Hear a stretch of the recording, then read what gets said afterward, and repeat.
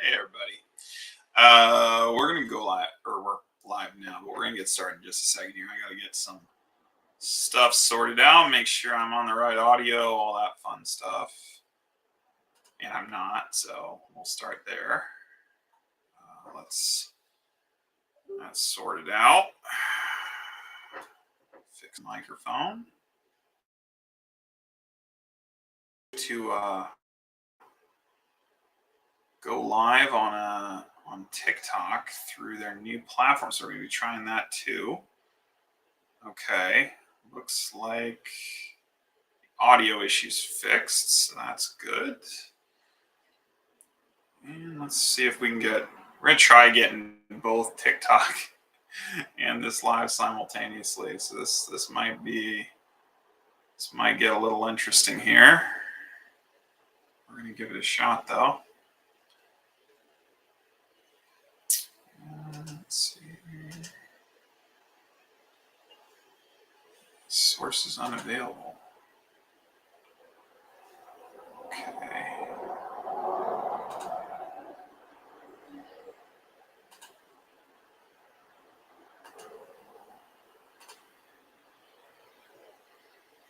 So we're gonna be doing a couple things today.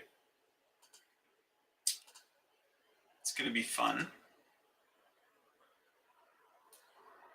First off, we are going to be talking about three major questions that people always ask me as new businesses.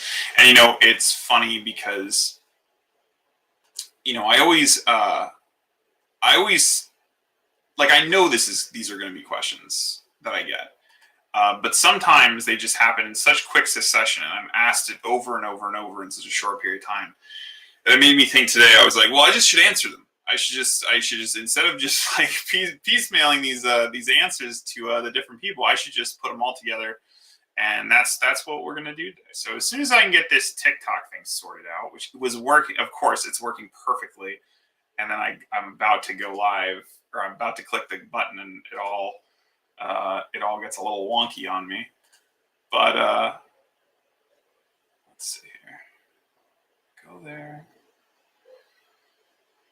This is kind of a cool platform, but unfortunately you guys don't get to see it because I think that would crash everything. But either way, I appreciate the patience while we get this pulled up.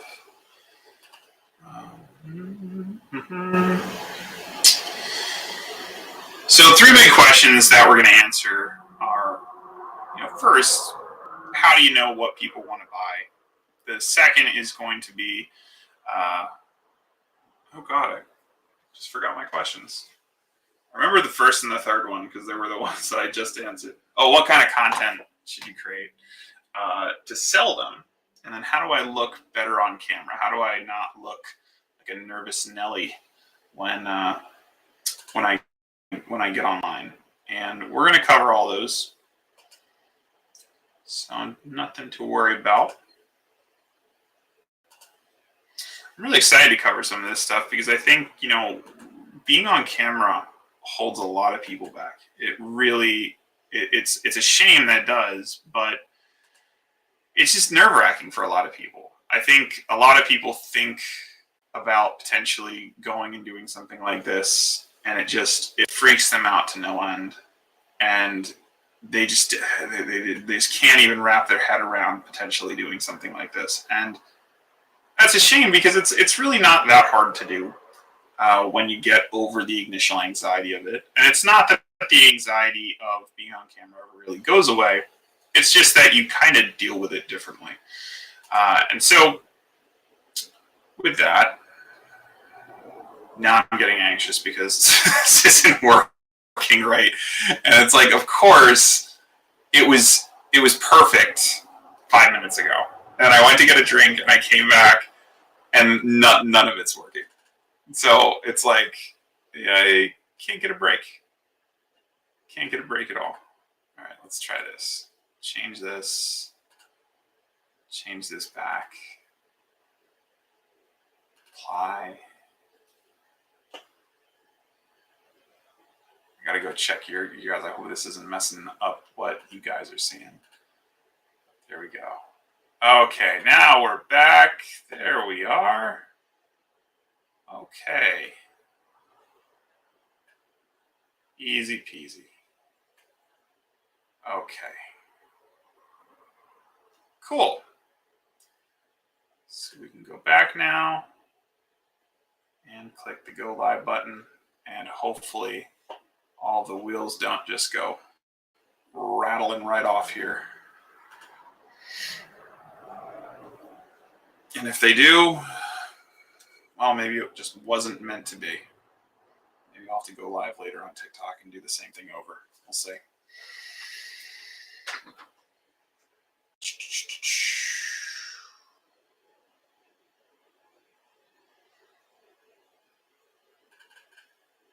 Oh, it looks like it's going to work, guys. Look at this. Terrific.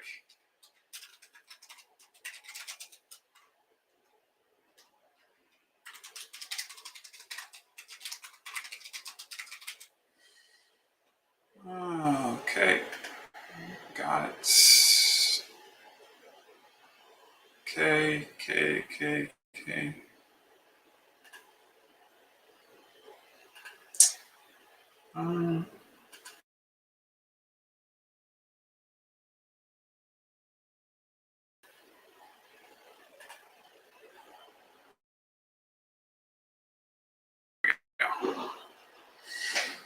All right. So let's see here.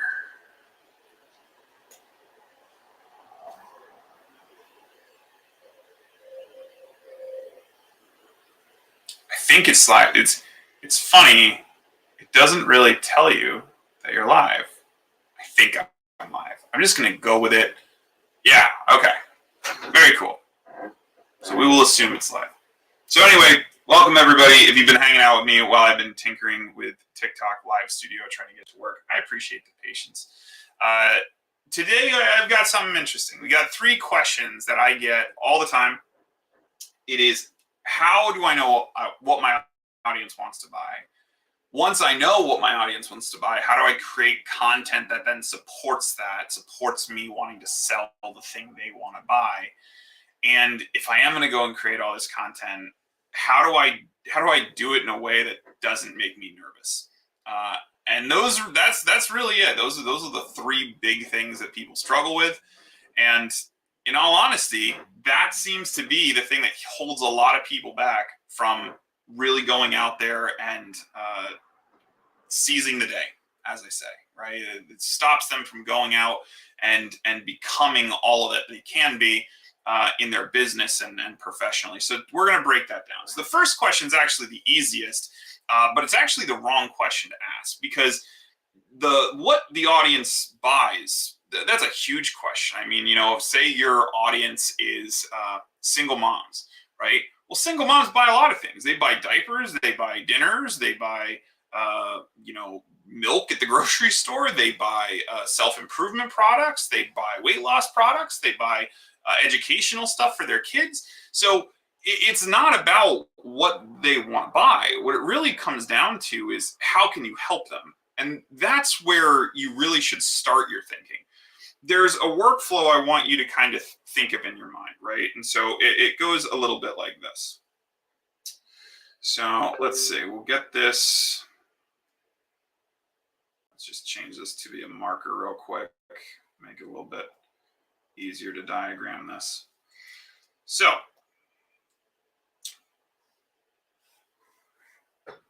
first, we have skill.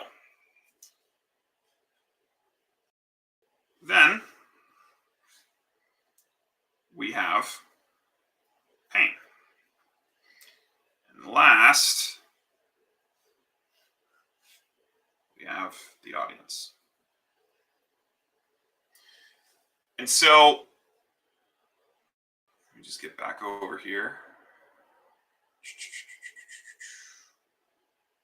Let's go here. Show that on the screen. There we go. That's all right. And we got to bounce back over here real quick. There we go.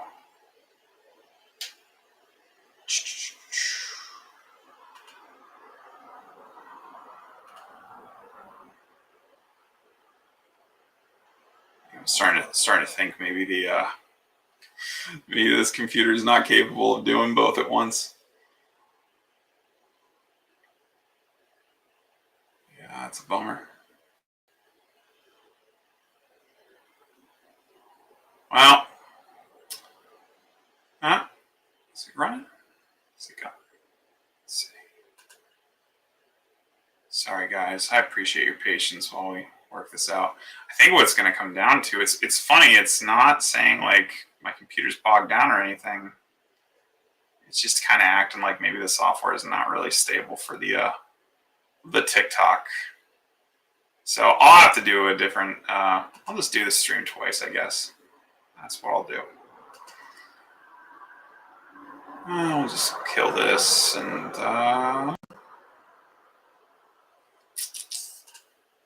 there we go. Appreciate the patience there.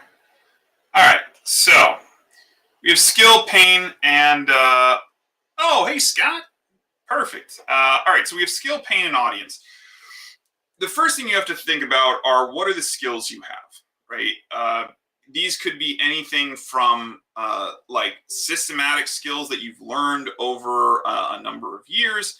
These could be things like simple. Sorry, my screen's flipping all around here. There we go. These could be things like mowing the lawn, Scott. These could be things like writing out courseware. It could be any skill that you've picked up. It could be cooking. It doesn't matter. It just needs to be something that you have in your arsenal, your knowledge arsenal and your physical arsenal to be able to leverage to help someone else solve their pain. Because that's the second part of this process. Skill without pain is one of those like useless skills, right? Like, oh, I can balance an apple on my head. That's fantastic. What pain are you solving there, right? And if you're not in pain, then you might not have wanted to use that skill, right? So anytime I think about learning a new skill, I always think about, well, how is this going to either solve pain for me or for one of my clients or for my business or whatnot? And if you don't see a clear path, it's probably not something worth investing in. You know, I could probably master bird calls if I put my mind to it. I don't really have any pain that is going to be resolved by learning that skill.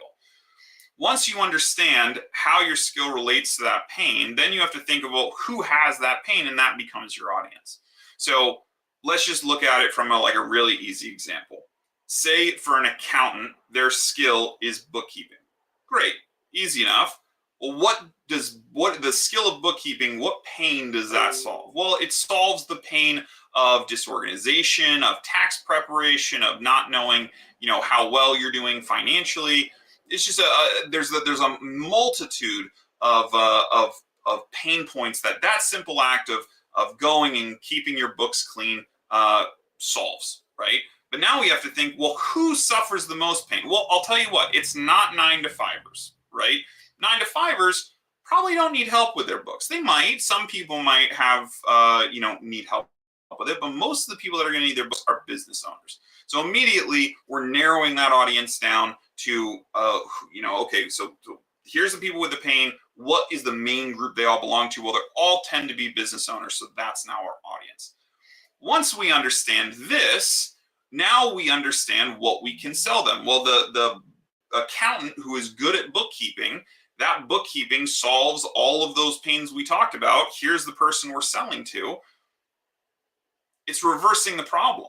Instead of going, well, I want to sell to small businesses, and then thinking about all the multitude of pains that small businesses suffer from, and then thinking, well, how does my skill set align? It's much easier to figure this part out first. Just figure out what your skills are. That's easy. Everybody can take a mental accounting of that. And then if you then think of how those skills apply to the pain people are facing, then it's very easy to say, well, I'm a good cook. That solves hunger. That, if I can cook, that resolves the stress of someone having to cook for themselves. If I do X, this person doesn't have to go through Y, kind of thing. So now the question becomes, okay, that sounds good. Get it. Write down the skill. Well, how do I catalog my skill? And I just went over this in one of my group sessions. but I think it's a really good exercise. So I'm going to go over it with you. You'll have to excuse me. I'm still getting used to it. You have to be very gentle with this thing. And so I'll just give it a second to upload or update so you guys can see the same thing on your screen. It should be there in a second. There we go. All right. So first things first, I want you to take out a piece of paper and you're going to draw this. You're going to draw 4 quadrants. And in the first one, you're going to write as skills. And in the second one, you're going to call this potential skills. And then you're going to name this one red line. And then this last one, you're going to name passion. Okay. And this is a very easy exercise. This is not going to take you very long. You're going to be able to knock this out in a little bit, but it's going to really help you focus on which of your skills are actually viable as a tool in your business. So let's go over the first part first, the top part first. Skills are all of the things that you can do today, right? If you're a mechanic and I take my car in, you should be able to do an oil change. You should be able to change my windshield wipers. You should be able to refill my blinker fluid. All of those kind of things you need to be able to do today, right? The things that you just are naturally good at, you don't need any additional training. You can go out there, marketable skills. Your potential skills are anything that you need a little bit of, maybe you need to take another class to get better or a certification, but it's everything you can learn in 3 months.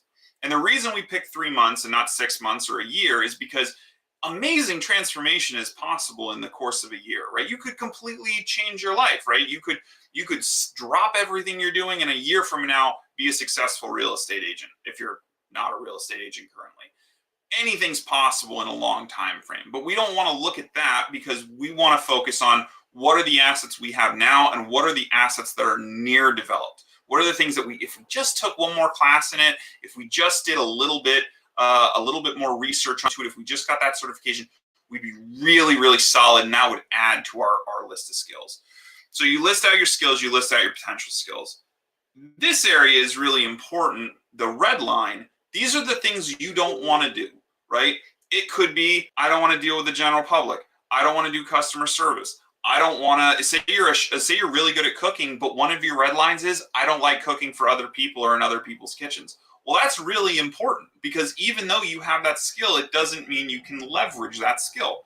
That's going to be a challenge for you. So the reality is that even though you're a fantastic chef, because you don't want to cook in other people's kitchens, you just like cooking in your kitchen, that's going to prevent you from opening up or going out and trying to become a chef at somebody else's restaurant or being a private chef and going to other people's kitchens. So because we know that it's a red line, we now can make sure that any idea that we come up with is getting filtered through that, is making sure that you're not going and building a business that you're one day going to hate.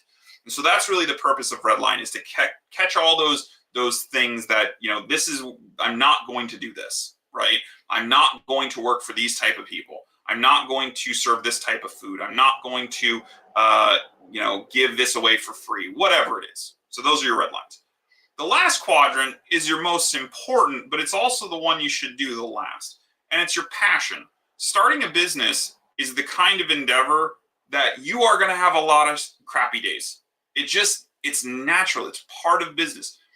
Entrepreneurship is not easy. It's never been easy. It's never been easy for anyone in the history of entrepreneurship. No one just falls into it. As much as, TikTok and other influencers might have you believe that you could just fall into this stuff, it takes an incredible amount of work. The people who make it look easy, I don't know, they just have a different perspective on the work that went into it, and for them it was easy. But I can tell you from experience and of watching hundreds of businesses go through this, it takes a lot of work. And there's a lot of days where you're down in the dumps because things aren't working before you start seeing success. And so that's why the passions part is so important, because if you're not passionate about what you do, the first little bit of headwind that you run into, the first time when things don't work out perfectly right, you're just going to shut down. You're just going to be like, nah, forget it. This is not worth my effort. I'm out of here, right? passion is what keeps you going. It's the thing that drives you. It's the thing that makes you who you are, and why you show up every day, even though you're getting kicked in the teeth. It's the reason why you keep getting up every time you get knocked down. And the thing that I think a lot of people don't understand about passion, and I do realize, I think I put one too many S's in there. I think it's only one S now that I look at it. There's definitely not three S's in passions. I'm pretty sure. But just because you are not passionate about something today does not mean you are going to become passionate about it later down in line. When I first started this business, I would say, this is like right at the end of 2020, I was actually kind of dispassionate about marketing. I was kind of upset this was the only marketable skill I really had, was being able to market stuff, because I was kind of bored of it. I didn't like doing it. I was working at the corporate level. I didn't like doing corporate marketing. It wasn't fun for me. It wasn't invigorating. And I did this exercise, and marketing was not one of my passions. But what was one of my passions was being at home with my family. It's silly. It has nothing to do with my career, but it was definitely an important part. It's, if I can be at home with my family while I'm building this, that's going to make me feel all right. If I have to go and commute while I'm building this, if I have to go and get in a car and drive somewhere and get stuck in traffic and all, like, that is going to totally kill it for me. So one of my passions is just, I just want to be able to work from home. And that's what I'm passionate. I'm passionate about building a business that I can work from home in. And if I kept my eyes on that ball long enough, then I knew I'd be able to do it. Now, over time, as I grew this business, I fell back in love with marketing. I became much more passionate about marketing, but it didn't start that way at all. It was very, very much like, man, I guess this is my last try at it. I'll give it one more shot. We'll see how it goes. And, if not, I'll go and code or something. At the time, I was doing Python development, and I was thinking, I'll just do that. I'll just figure out how to make a career out of that. I filled this out, and what I realized is when I went to skills and I wrote down, and I was like, well, I'm really good at ad campaigns, and I'm good at content marketing, and I'm good at email marketing, and I'm good at teaching people.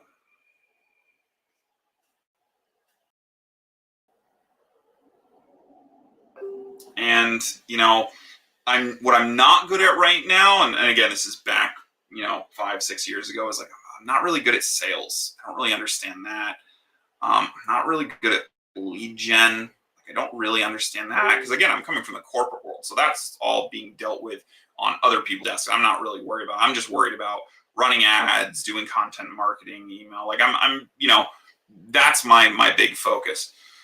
So then, we have sales and lead gen and, course building. I didn't really know a lot about course building, but I knew, if I took a course in course building, I could probably figure it out. And so, that I just kept going on. And then for my red line, I was like, well, I absolutely don't want to do SEO. I don't want to do that at all. I don't want an agency.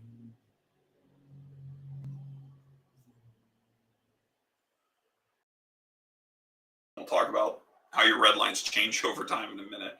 I don't want to commute, and I don't want to work for somebody else.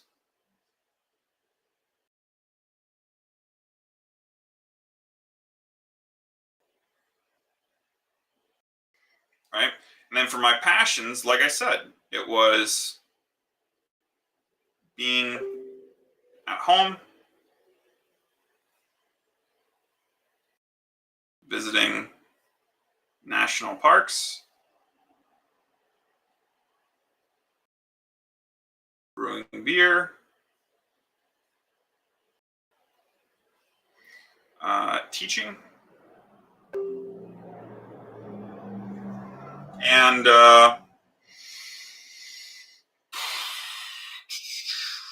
just saying, mowing my lawn. I really do love mowing my lawn. I'm passionate about it, mowing my lawn. Okay. So now what I did was, as I was creating this, as I was going through this exercise, I started to see some trends. So I started going, well, I know this is really important. I know being home is really important to me. Now, this thing, the visit national parks, well, this just means flexibility. That's really what that means in terms of passions. It's like, I could do anything. I just need the flexibility to be able to do that, right? And then and the brewing beer, well, as long as I was making enough money and had enough time, then I could do that too, right? There's no reason why I couldn't do that. So that's again more of like a flexibility income kind of thing. Um, the teaching, well, that kind of stood out because that went up to this right here. So I have a passion and a skill for the same thing. So that automatically kind of puts me in the mind space of like, well, maybe there's something there. Maybe there's a teaching part. And then the mowing my lawn. And you're like, oh, well, that one, clearly you're just going to throw that one out. Well, no, because I started thinking about it. I was like, why do I like mowing my lawn? Well, the reason I like doing it is because I like watching it grow. Because it's not just mowing the lawn, right? It's aerating it. It's dethatching it. It's reseeding it. It's fertilizing it. It's watering it. It's the process of growing it that I like. It's not just the one or two little things. It's weed whacking. It's edging it. It's making everything look beautiful. It's going out right after I've mowed it and running my hands over it and knowing that because of my actions, I grew this. And so this isn't about mowing my lawn. This is about growing something. Right? See how this is working out? So now I go through this whole process and I start seeing, well, I really like, I'm good at marketing. I'm good at all these things, right? I don't really want to do it for people. I don't want an agency. I don't want to commute. So that means it has to be a work at home thing. I don't want to do SEO, but no one's forcing you to do SEO. So that should be easy. And I don't want to work for someone else. So again, like I have to do something on my own. So I start thinking, okay, well, how do my skills and my passion relate? And so let's just scroll this down.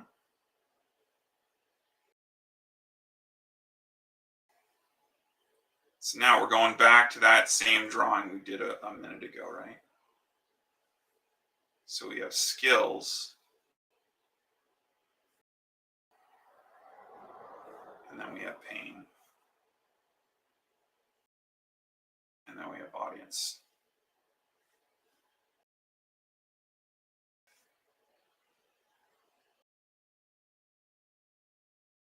So if I can teach marketing, what pain does that solve, right? Well, it solves the pain of being confused about marketing.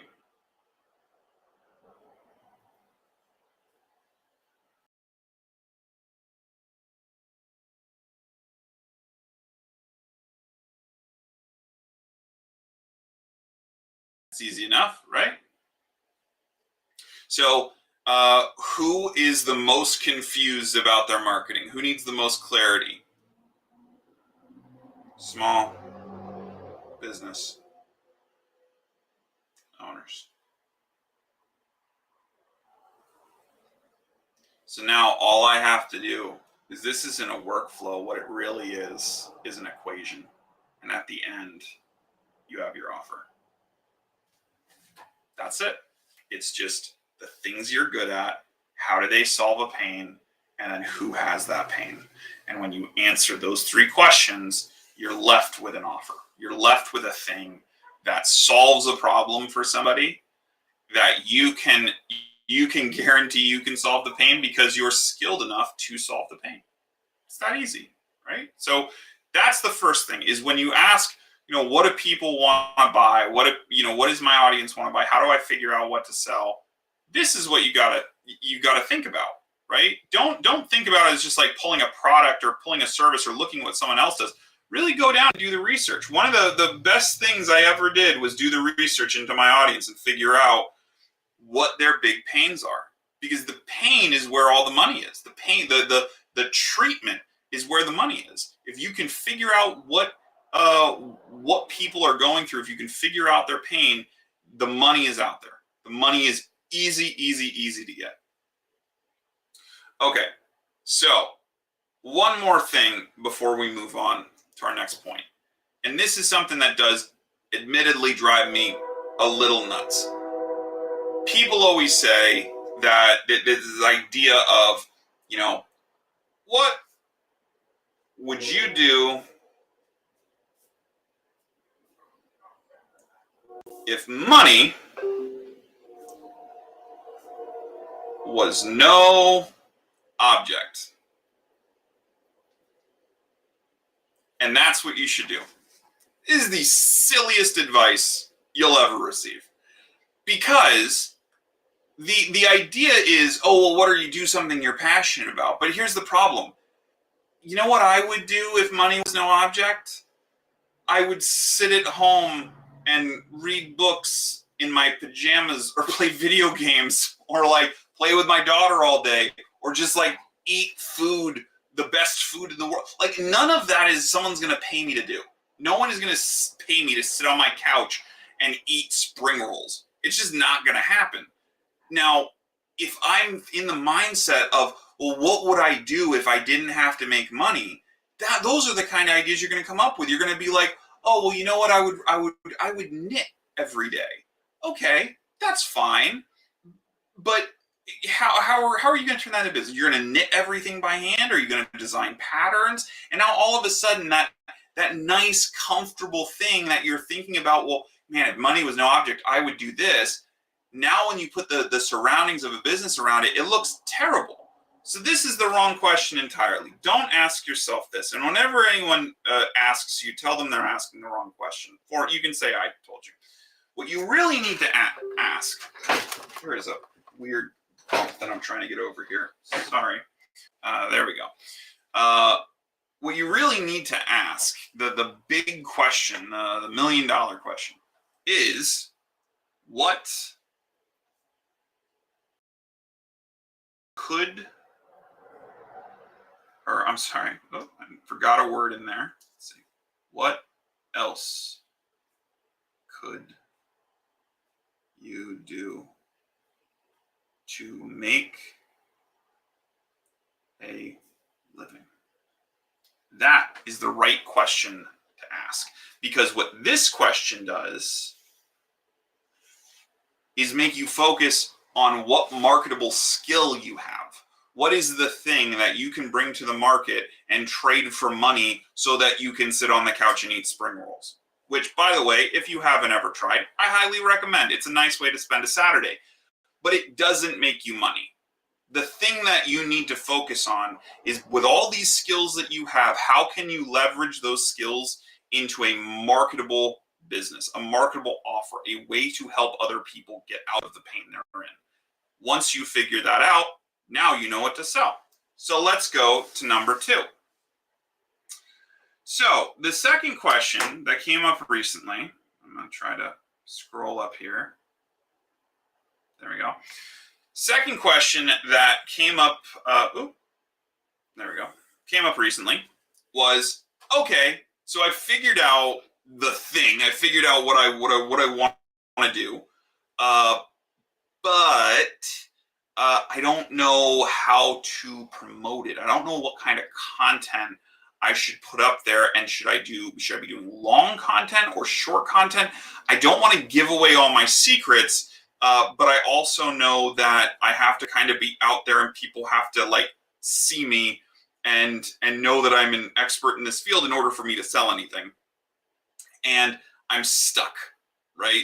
And that's a pretty common feeling. I think a lot of people who are in my niche, which is like professional services, all tend to feel this way. They all tend to have this idea that, like, man, it would be so much easier if someone would just tell me, like, here's the content calendar that you need to follow for my specific industry. But if you ever bought a content calendar from anyone, you'll quickly find out that it's not great. It's okay. It'll give you some ideas, but there is no content calendar out there that is going to be bulletproof, because if you follow it perfectly, either you're going to be the millionth person to follow that exact plan with a bunch of the same content. There's not going to be anything unique, or you're going to end up creating a bunch of content that makes no sense to your audience, because what you're offering and what the person who wrote the content calendar is offering is just a little bit different.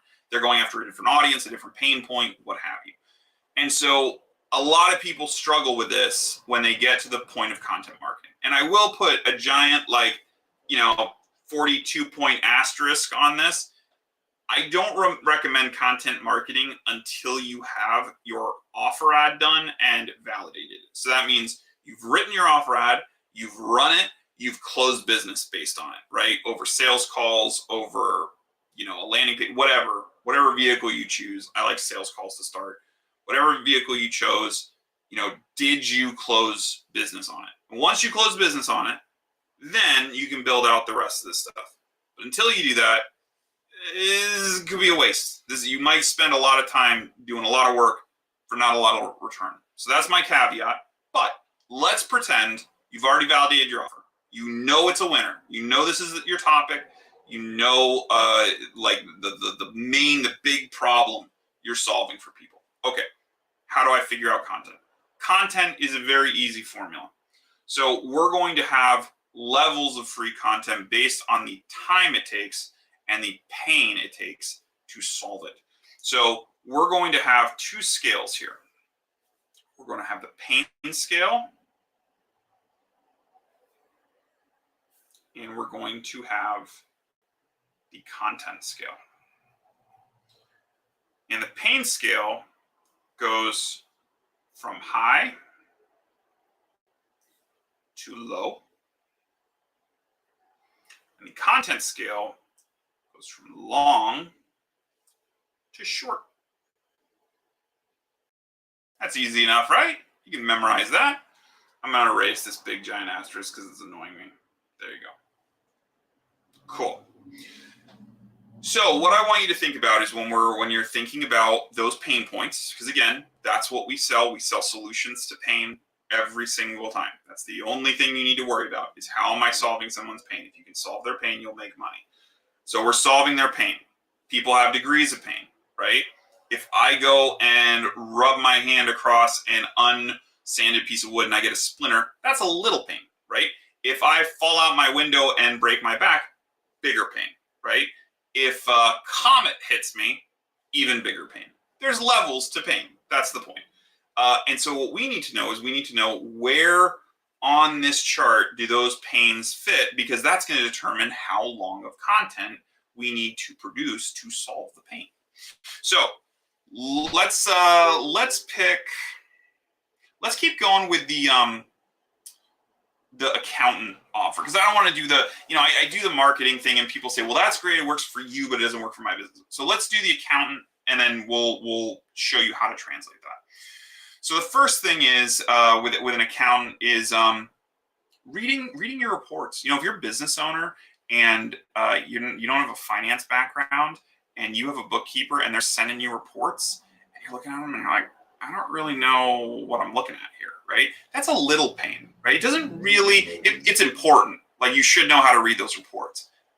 But it's also kind of one of those things that, like, I could probably get away with not knowing another week. I don't need to take care of this today, right? For most people. Sometimes you get audited, changes the story. That small pain becomes a big pain.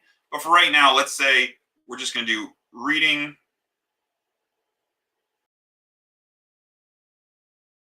financials. Okay. Now let's think of what a like bigger pain is, like a medium size. Okay. Well, how about we do taxes, right? And for some business, that might be the very pinnacle of it. But let's just assume it's not the pinnacle. It's the most well-known. It's probably somewhere in the middle. Let's think of, at the very top tier, maybe it is like legacy planning, right? Something that's much bigger than just like an annual taxes. It's still a pain point, but this is the kind of thing that's like, like, I have a bunch of kids. Who's going to take over the business? How do you do shares of it and everything? So you do like legacy planning, right? Or maybe why? No, actually, let's just forget that. Let's keep it on the same thing, right? Let's do an audit. That's easy. That's probably the most pain someone's going to be in, financially speaking, if you're an accountant, right? And so at the low end of the scale, it's just like, hey, how do I read this report? And then you get to taxes, and you go, okay, that's a pain. It's paying an act to file taxes when you're a business owner. And then you have the super high, which is I'm going to be audited. What do I need to know? As the amount of pain the person is in goes up, the length and value of your content needs to go up. No one cares about a 5-minute video about what to do when you're audited. It's not going to help, right? Because an audit is a long, expensive, time-consuming process. There are multiple things you need to do, multiple things you need to consider, and you can't get enough out in a 5-minute video to really make a difference. You can do it in a workshop. You can do it in a course. You can do it in a coaching program, right? All of those things that have a longer horizon that are going to walk people through step by step the process of going through these and what you need to be aware of. Those things can work for an audit, right? Reading financials, I mean, you could explain this in 5 minutes to somebody. I could explain a P&L to somebody in less than a minute. Like it's your income less expenses. Ta-da! Like that took me all of 30 seconds. So you don't need a super long course to do that. I mean, granted, if you're dealing with complex financial reporting and you're teaching accountants, and maybe it deserves a longer piece. But for your average small business that's going to be served by an accountant, probably not. So now on the content side, let's talk about what all these look like. So at your very short, these are social posts, right? These are free little tips, tricks. That's your there. At your long, this is your courses / like coaching, right? Okay. And then below that, or kind of in between those two, you have your workshops. And then you have your webinars. And people always ask, well, where's the line? Where do I draw the line between free and paid content? How do I know? It's right here. I'm not going to make you wait. It's right there. If it's a workshop or a course, you make them pay. If it's a webinar or social post, you don't make them pay. Oh, but what about a free course? I don't care. Don't make your courses free. There are plenty of free courses out there. You putting out a free course is just devaluing your expertise, because essentially you're saying, well, I'm just the same as all these other groups, right? It is much better to put together a high value webinar or post a lot of really great content on social than it is to, go and give away a free course. Because what people are thinking when they see a free course is that, well, it can't possibly be that good because it's free. And they're not going to be invested in the transformation you're giving because they didn't pay for it. So they're going to download it. They're not going to use it. They're a disengaged audience. I don't like it. So don't do it. Keep your courses paid. Keep them tied to a coaching model like we've talked about on previous live streams. If you're any coaches out there watching this, if you do not have your courses tied to a live coaching element, you're making a huge mistake. That is the direction the market is going. I cannot stress this enough. But if you want to know where your content transition, it's right there. Webinars, free. Workshops, paid. And the difference is time.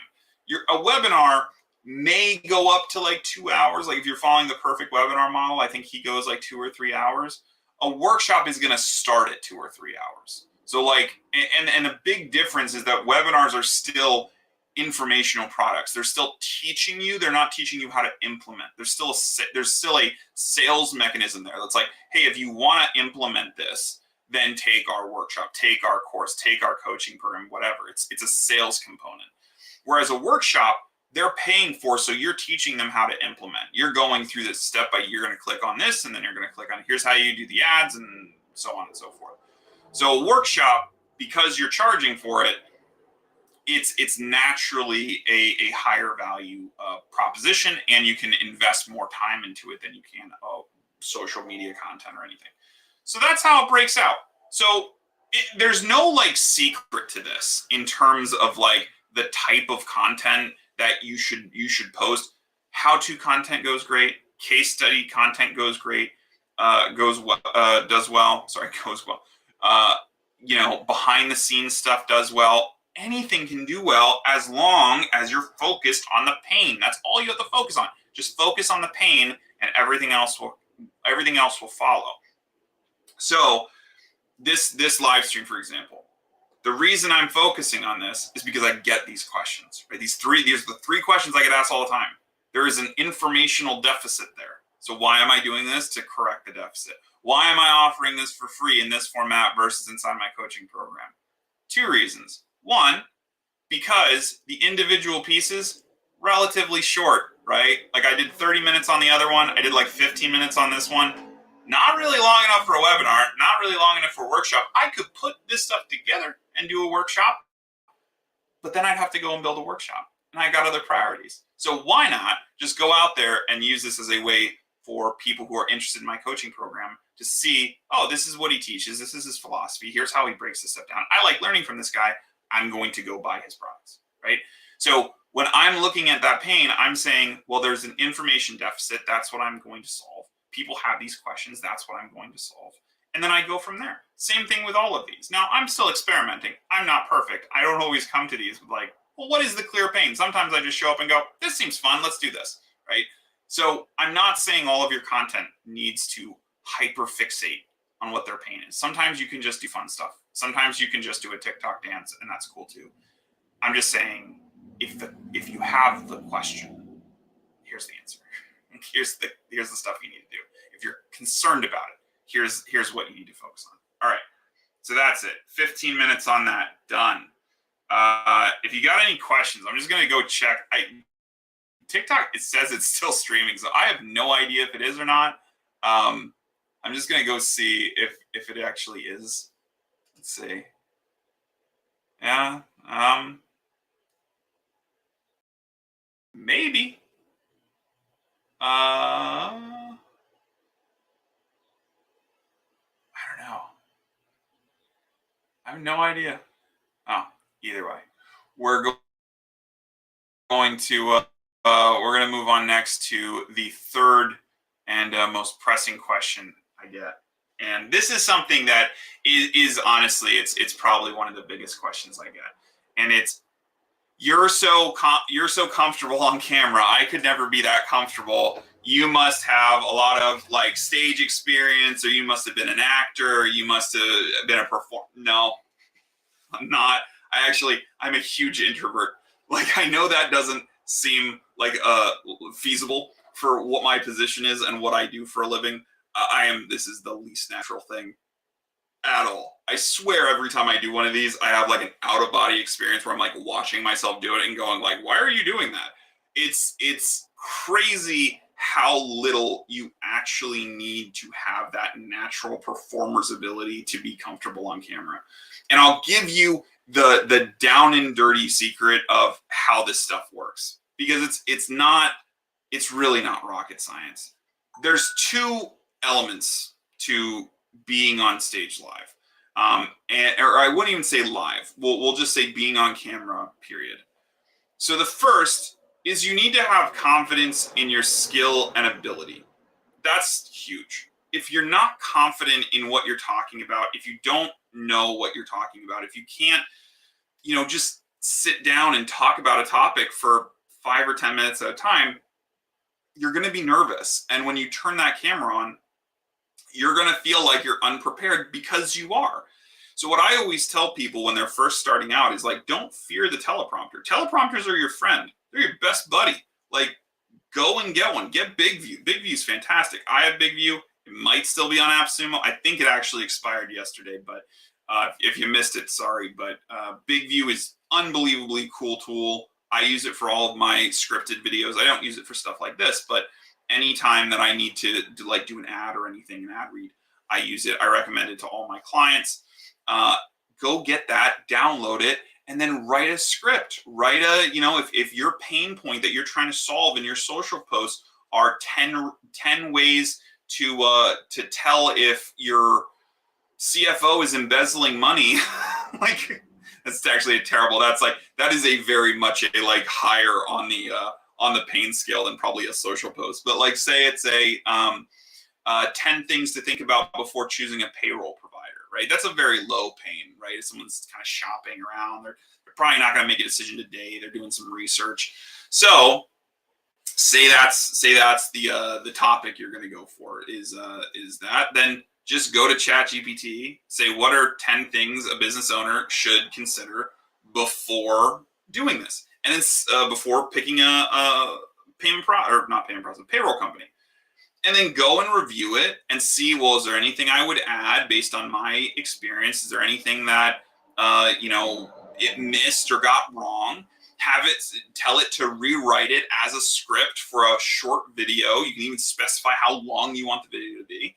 Take that script, dump it into Big View, and then read it from the teleprompter. It's amazing how simple that sounds, but that's all you really have to do is just put it in a teleprompter and read it. And when you first start, it's not going to be great. Like it's going to look like you're reading and you're not going to be comfortable. But here's the wonderful thing about teleprompters. The more you use them, the better you get. And it's very much like riding a bike. As soon as you learn this skill, you'll just be able to do it. And what's really magical about learning to read from a teleprompter is because a teleprompter is a little bit of a crutch. It's a little bit of training wheels of being on camera. What you'll find is after you master the skill of being on camera in that venue, right, in having the script in front of you and speaking, you'll slowly just start being comfortable on camera in general, because this thing will happen. It's kind of hard to explain, but as you're going and reading through and you're on like take 12 or take 13 reading this video, you stop reading and start feeling the script. And if you don't understand what that means, if you've ever played an instrument and you know anyone who has tried to play an instrument, one of the first songs they learn is Hot Cross Buns, right? And everybody knows the song. I'm not going to do you the disservice of singing it. But when someone first starts playing it, it's very staccato.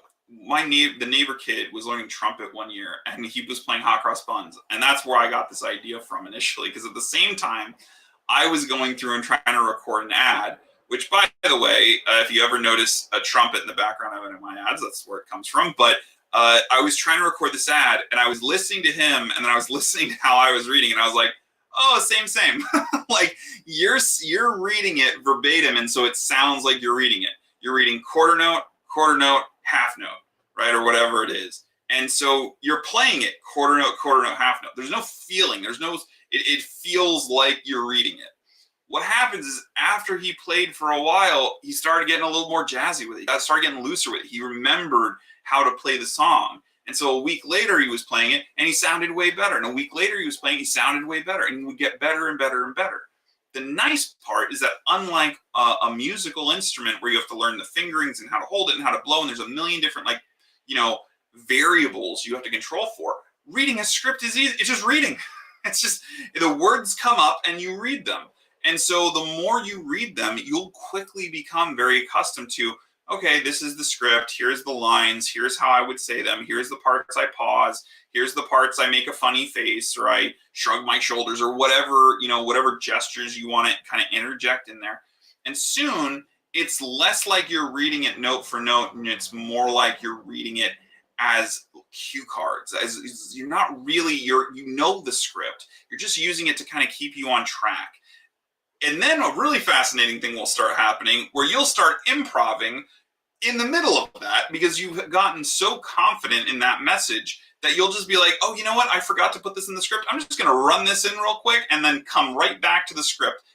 And you'll look at yourself and you'll be like, why on earth was I so nervous about doing this? Why did it take me so long? Why did I think this was so difficult? And it's just a natural part of building a new skill. But I recommend anyone that is a knowledge worker or a thought leader or an expert in their field or a leader in an organization, like, you should learn how to read from a teleprompter, because not only is it a huge asset to have, but the ripple on effects it has on your overall career and what you're able to do are phenomenal. So that's it. That's all you really have to do. Step one, teleprompter. That's number one. I don't know what happened to my line. What happened to my line? There we go. New line. One, teleprompter app.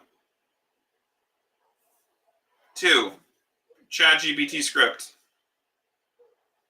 Because again, we're not worried about you winning a Pulitzer for your work. We're just worried about getting something out there. ChatGPT script. Move fast. Break stuff. Right? Three, put them together.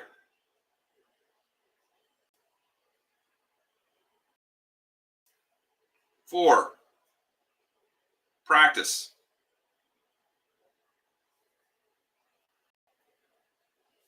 Practice until you are no longer nervous. Here's the other thing I will say. You might say, okay, this is fantastic if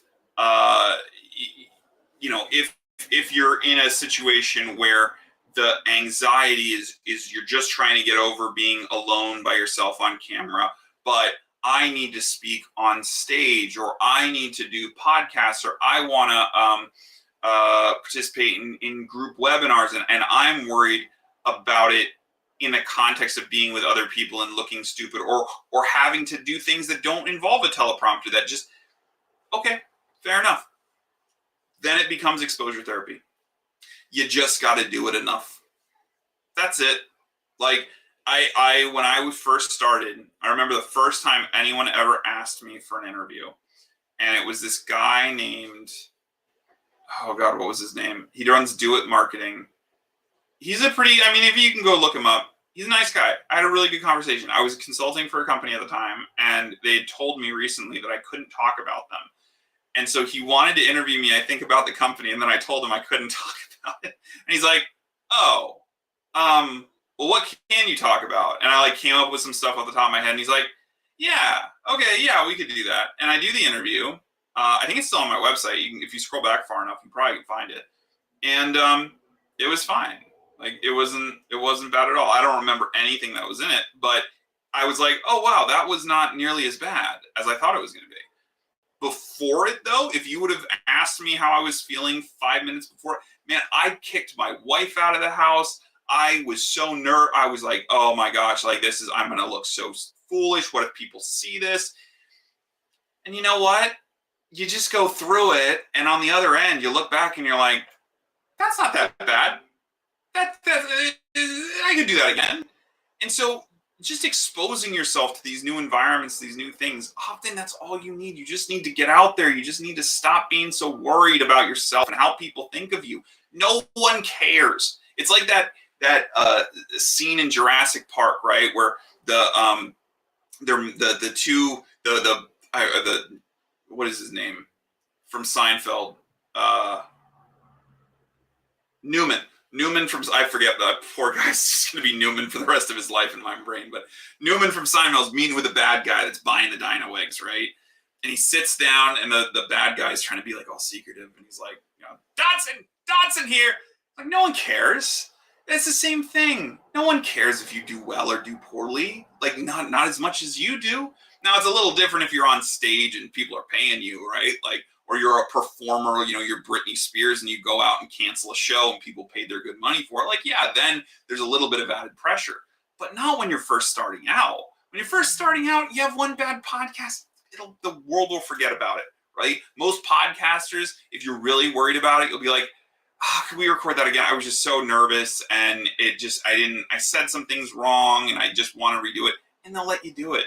It's not that big of a deal. And so I think if you one of the things that I was actually just in a webinar yesterday, and it was a really good point, which is anytime you're worried about something and you're trying to push it out of your head, that's the easiest way to keep something stuck in your head. So if you're worried about whatever, and you're just hyper focused on it, or hyper focused about not thinking about it, that's going to where it's going to like just hang over you like a cloud. But if you just take a moment, and you say, okay, I'm just going to think about it. And then you think about it, and then you say, that is the worst case scenario is not as bad as I think it could be. Like, play it out in your mind. Play out the whole game. Okay, say I do stumble on my words in the podcast. What's going to happen? Well, the guy that's interviewing me might ask me to clarify. Or he might stop the podcast and say, hey, do you need a minute? It seems like you're really nervous. Or it could be that I stumble and apologize to him and tell him, hey, can I take that one more time? Not a big deal. It's no problem. You don't need to worry about anything. So what? Oh my God, it's a live stream. What if I say something I shouldn't say? Who cares? Who's going to see it? You're just starting out. You're worrying about things that are so far beyond you.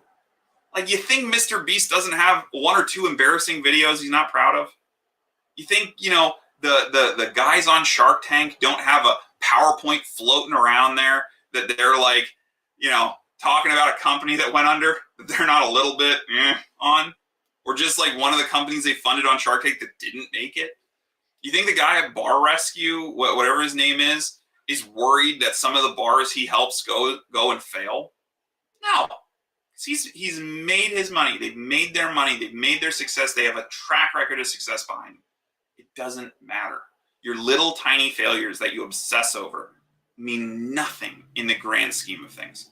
Everybody has challenges. Most people are never going to get on stage. Most people are never going to create content. Most people are never going to start a business. They're just not. There's far fewer people in this world that will ever venture into entrepreneurship. Far fewer. So then do their day jobs. So why are you worried about such a small number of people that might actually see you and judge you and care, and then care so much to let you know how disappointed they are in what you said? Doesn't make any sense. So get out of your own head. This is not hard stuff. This is not stuff that you should stay up all night worrying about. It's not stuff that even deserves a second thought in the morning. Just do it. Practice it. Get better at it. Go through the motions. Just keep going. That's the biggest thing. Keep looking for pains to solve. Keep helping people. Keep putting your neck out there, and good things will come. Right? It's a game of attrition, and we're all playing it. And the people who succeed are the people who keep getting up after they get knocked down over and over and over again. Those are the people that win. There's no secret. There's no you don't have to be rich. You don't have to come from the Rothschilds. You don't. You just need to keep getting up when everyone else is laying down. That's it. So I hope this was helpful. I hope this answered the questions. Those three great questions that we had. I don't know what I'll do next week. It's funny. I had a whole idea for this, and then I got these 3 questions, like 3 different groups of people asked me to answer them, and I was like, oh, this is such a good. I love talking about this because it's something that keeps people on the sidelines for far too long. I'll answer those, and now I can't remember what I was going to talk about this week, which is kind of a bummer because I was really excited about talking about that, and then this came, and I was like, oh my God, I got to do this instead. So I'll have to think about it. I'll have to see what's going, what I'm thinking about next week. But until that time, I do certainly appreciate you guys checking me out. If I'm live on TikTok, that's cool. Drop a comment if you're watching. I would love to know because I have no idea if I'm live on that. This is the first time. If I'm live anywhere else, drop me a like, a share, a comment. I'd love to know what you think about this. What do you agree with? What do you disagree with? What did I do wrong? Tell me in the comments. Leave just a whole laundry list of all the things I said wrong or did wrong. I bet it's more than 100 comments if you all chip in. So either way, I'm really happy to have you join me, and I like doing these a lot. And why do I keep doing them? Because I want to get better at them. That's all. So you have a good rest of your week. Please reach out if you have any questions. Scott, if you're still around, nice seeing you pop up in the chat, buddy. And we'll talk again soon. See you next week, folks.